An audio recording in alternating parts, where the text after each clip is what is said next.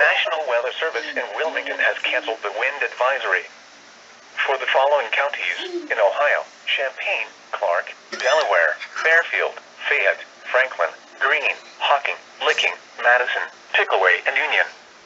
Winds will continue to decrease through the evening hours, so the wind advisory has been canceled. The wind advisory remains in effect until 7 p.m. this evening. For Hancock, Wyandotte, Marion, Morrow, and Knox counties, the strongest wind gusts will continue through late afternoon. The strongest winds will likely occur with rain showers. Southwest to west at 20 to 30 miles an hour are expected, with gusts as high as 50 miles an hour. A few trees, tree limbs, and power lines may be downed. Travel in high-profile vehicles may be difficult, especially on north-south oriented roads. Wind